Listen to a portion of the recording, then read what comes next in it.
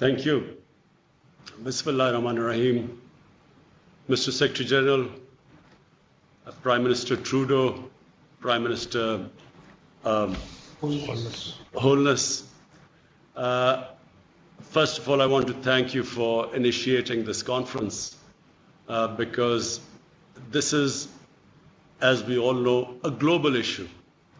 It's a global problem and it needs a global solution.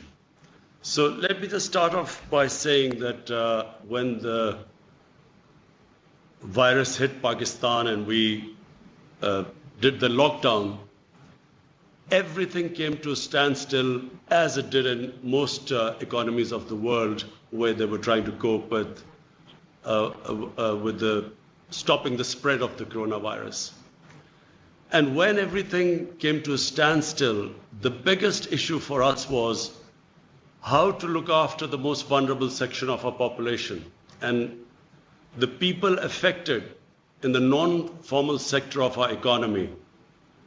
We in our country, out of a population of 220 million people, the vulnerable section of the society was almost 150 million people. Non-formal sector, daily wages, weekly wages, whose family depended upon them earning money so that they could eat. So we then started this big cash handout, one of the biggest programs in Pakistan's history.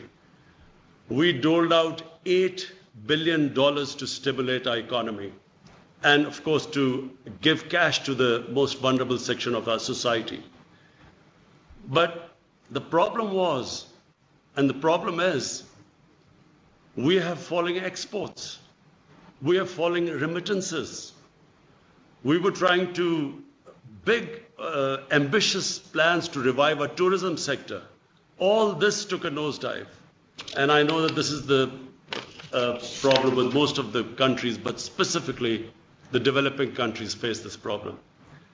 To put things in perspective, the total amount of stimulus we could afford to give to our economy, and that was the biggest stimulus ever in our history, we managed to give $8 billion. And so when you compare it with countries like the United States, from what I heard, they're giving $3 trillion, Germany $1 trillion, euros, Japan $1 trillion. The developing world, we calculated, has given $7 trillion to stimulate the economy. And when you compare that with the developing world, unfortunately, we do not have the fiscal space to revive our economy, to look after the most vulnerable section of our society. And in case of our country, we still have this huge, ambitious program of fighting climate change by planting 10 billion trees. So all this money got diverted into dealing with the effects of the coronavirus lockdown. So all I want to say is that it is very important for the developing world to, at this critical juncture, look after the people of the developing world which are struggling. When I spoke to the prime ministers of Ethiopia, of the president of Egypt, prime minister of Nigeria, all of them are facing similar problems to what we are facing.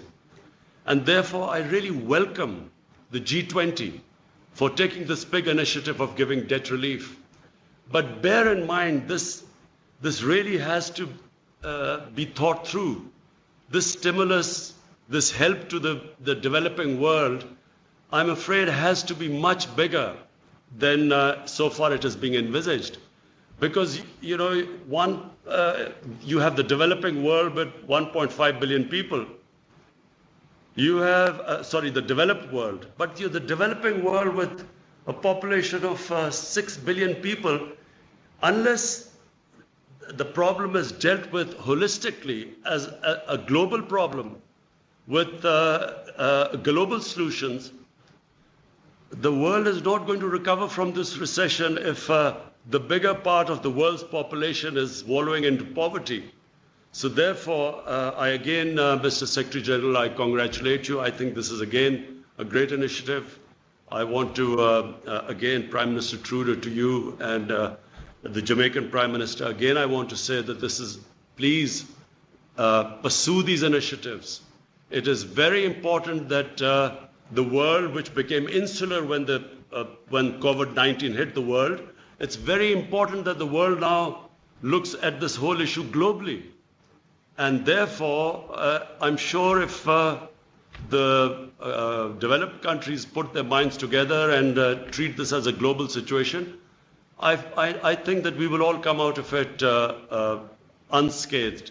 Right now, things look bleak, but I think if we deal it as a global issue, I think that the world will come out of it. Thank you very much.